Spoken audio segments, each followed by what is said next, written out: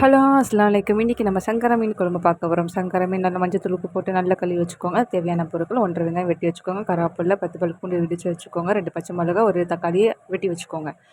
இதுக்கு மெயினான இன்க்ரீடியன்ஸு தேங்காய் நான் அரைச்சி ஒரு கிண்ணத்தில் எடுத்து வச்சுருக்கேன். ஒரு லெமன் சைஸ் புளி நான் ஊற வச்சுருக்கேன். வெங்காயம் தக்காளியும் அரைச்சி ஒரு சின்ன கிண்ணத்தில் நான் எடுத்து வச்சுருக்கேன். 10 சாம்பார் வெங்காயம், 2 தக்காளியும் அரைச்சி வச்சுக்கணும்.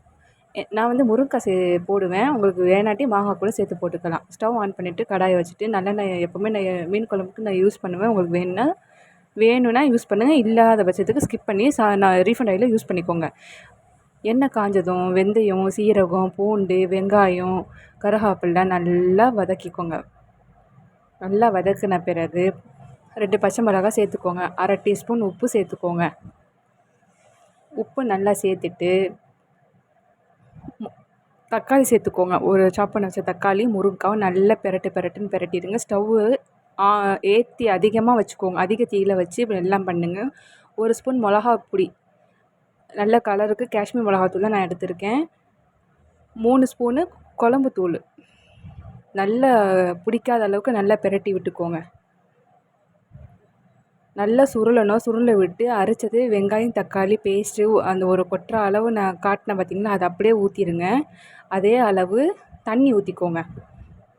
தண்ணியை ஊற்றிட்டு ஸ்டவ் சிம்மில் வச்சுட்டு மூடி வச்சுருங்க.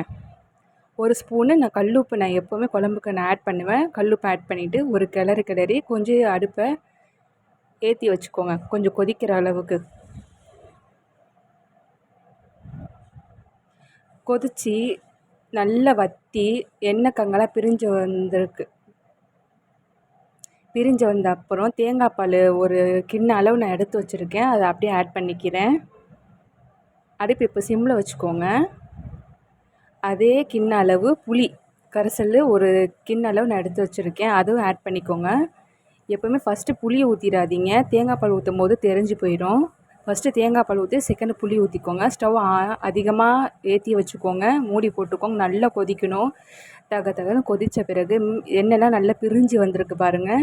இப்போ அழகான இந்த சங்கரா மீனை அப்படியே நம்ம குழம்புல கொதிக்கும் போது அங்கே இங்கேயுமா அழகாக போட்டு கொதிக்க வைக்கணும். ஒரு 2 நிமிஷம் கொதிக்க வச்சாலே போதும். 2 மினிட்ஸ்.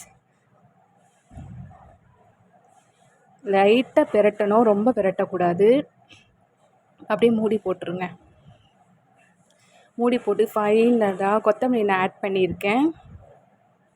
ஆட் பண்ணிவிட்டு ஒரு லைட்டாக ஒரு பெரட்டு, இங்கிட்டு ஒரு பெரட்டு அங்கிட்டு ஒரு பெரட்டு, அவ்வளோதான். கம கமன்ட்டு சங்கரா மீன் குழம்பு ரெடி. அஸ்ஸலாமு அலைக்கும்.